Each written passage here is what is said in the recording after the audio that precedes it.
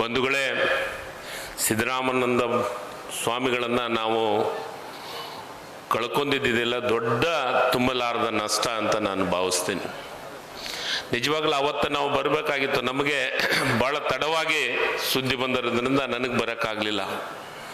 ಆದರೆ ಸಿದ್ದರಾಮಾನಂದ ಮಹಾಸ್ವಾಮಿಗಳೇನದರ ನಮ್ಮ ಭಾಗದೊಳಗೆ ತಮ್ಮದೇ ಆದಂಥ ಕೆಲಸ ಕಾರ್ಯಗಳನ್ನು ಮಾಡೋದ್ರ ಮುಖಾಂತರ ಸಮಾಜವನ್ನು ತಿದ್ದುವಂಥ ಕೆಲಸವನ್ನು ಮಾಡಿದ್ದಾರೆ. ಇದು ಪೀಠ ಕುರುಬರ ಆಲಮತ ಸಮಾಜದ ಪೀಠ ಇರ್ಬೋದು, ಆದರೆ ಬರೇ ಆಲಮತ ಸಮಾಜಕ್ಕೆ ಸೀಮಿತವಾದಂಥ ಸ್ವಾಮಿಗಳು ಇದ್ದಿದ್ದಿಲ್ಲ. ಅವರು ಎಲ್ಲ ಹಿಂದುಳಿದ ದಲಿತರ ಎಲ್ಲರಿಗೆ ತಮ್ಮದೇ ಆದಂಥ ಪ್ರೀತಿ ವಿಶ್ವಾಸವನ್ನು ಕೊಡೋದ್ರ ಮುಖಾಂತರ ಅವರಿಗೆ ಮೂಢನಂಬಿಕೆಯ ಬಗ್ಗೆ ಒಂದು ವಿಚಾರವನ್ನು ತಿಳಿಸುವಂಥ ಕೆಲಸವನ್ನು ಮಾಡ್ತಾ ಇದ್ರು. ಅದು ವಿಶೇಷವಾಗಿ ನನ್ನ ಭಾಗಕ್ಕೂ, ನಮ್ಮ ಕ್ಷೇತ್ರಕ್ಕೂ, ನಮ್ಮ ಜಿಲ್ಲೆಗೂ ಬಹಳಷ್ಟು ಕಾರ್ಯಗಳನ್ನು ಮಾಡುವಂಥ ಕೆಲಸವನ್ನು ಮಾಡಿದ್ದಾರೆ. ಅದರ ಜೊತೆಗೆ ಪ್ರತಿ ವರ್ಷ ಈ ತಿಂತಿಣಿ ಮೌನೇಶ್ವರ ದರ್ಗಾ ಅನ್ನೋದ್ರದೊಳಗೆ ಬಹಳ ದೊಡ್ಡ ಹೆಸರನ್ನು ಮಾಡಿತ್ತು. ಅದಾದ ಮೇಲೆ ಆಲಮತ ಸಮಾಜದ ಇಲ್ಲೇನು ಪೀಠ ಸ್ಥಾಪನೆ ಆಯ್ತು, ಈ ಪೀಠ ಸ್ಥಾಪನೆ ಆದತ್ನಾಗ ಆಲಮತ ಸಂಸ್ಕೃತಿ ಅಂತಂದು ಜನವರಿ ತಿಂಗಳದೊಳಗೆ ಪ್ರಾರಂಭ ಮಾಡ್ತಿದ್ರು. ಇಡೀ ರಾಜ್ಯಕ್ಕೆ ಹೆಸರನ್ನ ಪಸರಿಸುವಂತ ಕೆಲಸವನ್ನ ಮಾಡಿದ್ದು ಯಾರಾದ್ರೂ ಇದ್ರೆ ಸಿದ್ದರಾಮಾನಂದ ಮಹಾಪರಿಸ್ವಾಮಿಗಳು ಅನ್ನೋ ಮಾತನ್ನ ಇಲ್ಲಿ ಹೇಳಿಕ್ಕೆ ಇಷ್ಟಪಡ್ತೀನಿ. ಬಂಧುಗಳೇ, ಅವರು ಒಂದು ದೊಡ್ಡ ಕ್ರಾಂತಿಯನ್ನು ಮಾಡಕ್ ಹೊರಟಿದ್ರು.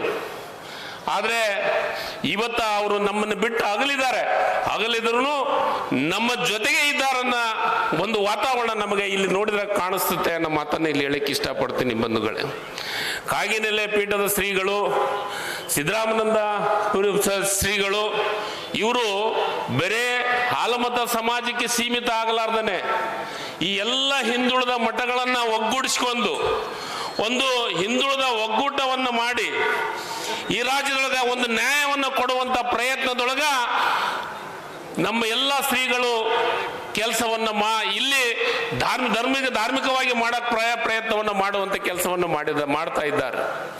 ಅದಕ್ಕೆ ಅವರ ಬೆಂಬಲವಾಗಿ ಈ ರಾಜ್ಯದ ಮುಖ್ಯಮಂತ್ರಿಗಳು ಗಟ್ಟಿಯಾಗಿ ನಿಂತು ಅವರಿಗೆ ಎಲ್ಲ ರೀತಿಯ ಸಹಕಾರಗಳನ್ನು ಮಾಡುವಂಥದ್ದು ನಾವು ಕಣ್ಣಿಗೆ ಕಾಣುವಂತ ಕೆಲಸವನ್ನು ಮಾಡ್ತಾ ಇದ್ದೀವಿ. ಇವತ್ತು ನೀವು ನೋಡ್ಬೋದು, ಮೊನ್ನೆ 15 ದಿವಸದಿಂದ ಒಂದು ಕ್ಯಾಬಿನೆಟ್ಗೆ ಒಂದು ಸಬ್ಜೆಕ್ಟ್ ಬಂತು. ಇಡೀ ರಾಜ್ಯದೊಳಗ ಹಿಂದುಳಿದ ವರ್ಗದ SCಗಳಿಗೆ ಇವರಿಗೆ ಮಠವನ್ನ ಬೆಂಗಳೂರಾಗ ಮಾಡಬೇಕು, ನಮ್ಮ ಗುರುಗಳು ಬೆಂಗಳೂರಿಗೆ ಬಂದದ್ನಾಗ ಎಲ್ಲಿರ್ಬೇಕು ಅಂತ ಚಿಂತನೆ ಮಾಡೋ ಹೊತ್ನಾಗ ಅವರು ಎಲ್ಲ ಮಠಗಳೊಂದಿಗೆ ಕನಿಷ್ಠ ಬೆಂಗಳೂರೊಳಗ 4 ಎಕರೆ 2 ಎಕರೆ 3 ಎಕರೆ ಇವತ್ತು ಆ ಸಮಾಜಕ್ಕೆ ಕೊಡುವಂತದ್ದು ಯಾರಾದ್ರೂ ಮಾಡಿದ್ರೆ ಅದು ಸನ್ಮಾನ್ಯ ಸಿದ್ದರಾಮಯ್ಯ ಸಾಹೇಬರು ಅನ್ನೋ ಮಾತನ್ನ ಇಲ್ಲಿ ಹೇಳಲಿಕ್ಕೆ ಇಷ್ಟಪಡ್ತೀನಿ. ಬಂಧುಗಳೇ, ಅದರ ಜೊತೆಗೆ ಇವೆಲ್ಲ ಕೆಲಸಗಳನ್ನ ಮಾಡಲಿಕ್ಕೆ ನೀವೇನು ಕೆಲವೊಂದಿಷ್ಟು ಬೇಡಿಕೆಗಳನ್ನು ಇಟ್ಟಿದ್ರಿ. ಸಿದ್ದರಾಮಾನಂದ ಸ್ವಾಮೀಜಿಗಳು ಶಿಕ್ಷಣದ ಬಗ್ಗೆ ಬಹಳ ವಿಶೇಷವಾಗಿ ಕಳಕಳಿಯನ್ನು ಹೊಂದಿದ್ರು, ಆರೋಗ್ಯದ ಬಗ್ಗೆ ಕಳಕಳಿಯನ್ನು ಹೊಂದಿದ್ರು. ಅದರ ಜೊತೆಗೆ ಉದ್ಯೋಗ ಮೇಳವನ್ನ ಇಲ್ಲಿ ನನಗನ್ಸಿದ ಮಟ್ಟಿಗೆ ಉದ್ಯೋಗ ಮೇಳನೂ ಮಾಡಿದ್ರು, ಆರೋಗ್ಯ ತಪಾಸಣೆ ಶಿಬಿರವನ್ನು ಮಾಡಿದ್ರು, ರಕ್ತದಾನ ಶಿಬಿರವನ್ನು ಮಾಡ್ತಾ ಇದ್ರು.